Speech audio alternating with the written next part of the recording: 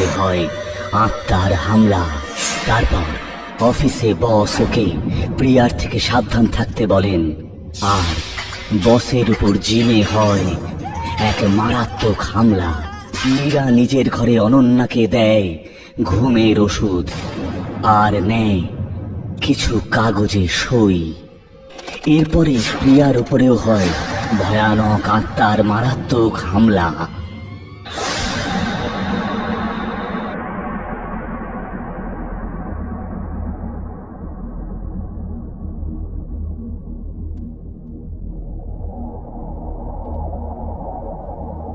খুব তাড়াতাড়ি আমার জীবন এক নতুন পথে চলা শুরু করবে। অর্জুনের সাথে বিয়ে করে আমার নিজের এক পরিবার পেয়ে যাব। আমার নিজের লোক আমায় যে ভালোবাসবে। যদি বাবা মা বেঁচে থাকতেন আর আমায় ওনারা নিজেরা বিয়ে দিতেন, ব্যাস ব্যাস জীবনে শুধু এটুকুই খামতি আছে। নইলে এমন কিছুই নেই যা আপনি আমায় দেননি।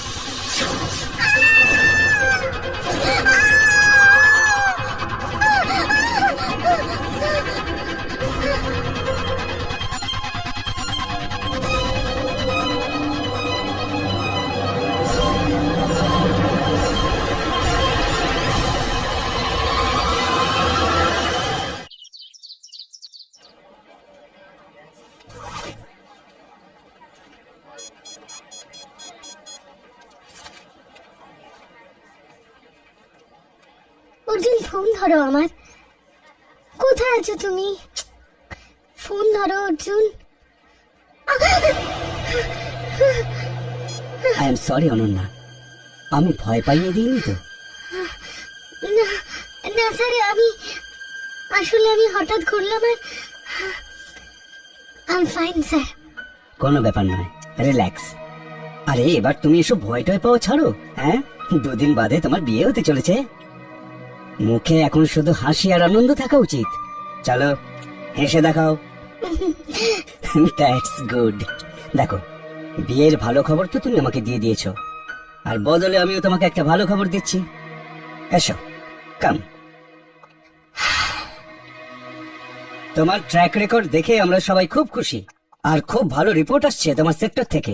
Thank you so much sir. তাই আমরা ঠিক করেছি যে তোমাকে প্রমোশন দেব। এবার তুমি যখন হানিমুন থেকে ফিরে আসবে, তখন ওই চেয়ারটা নয়, এই চেয়ারটা তোমার জন্য অপেক্ষা করবে। আরেকটা প্রমোশন এত তাড়াতাড়ি? স্যার, এই 4 মাস আগে তো আমার প্রমোশন হয়েছিল। আর এমনি তো এবার তো প্রিয়ার পালা ছিল না। দেখো অনন্যা, কাজ আর উন্নতিতে কারোর পালা হয় না, শুধু লাক আর চান্স হয়। আর লাক তোমার সাথে আছে, আর চান্সের কথা বললে প্রতিটা সুযোগে তুমি নিজেকে প্রমাণ করেছো। তাই এবারেও প্রিয়া নয়, তুমি প্রমোশন পেয়েছো। ওয়েল ডান অনন্যা, সব ঠিক হয়ে গেছে। আমার মতে তোমায় একটু সাবধানে থাকতে হবে, কারণ অফিসে এমন অনেক লোক আছে যারা তোমাকে খুব হিংসে করে।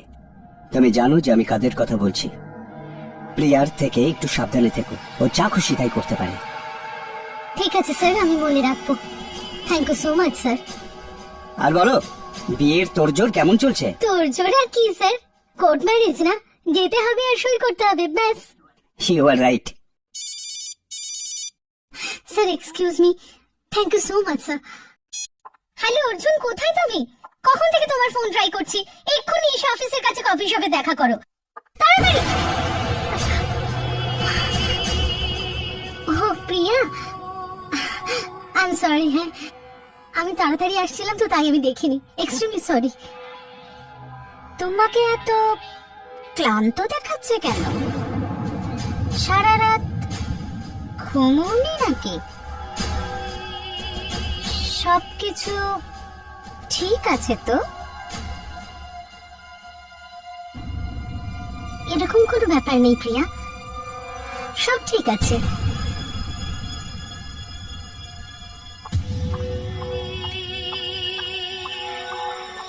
সবকিছু ঠিক আছে বলে মনে তো হচ্ছে না।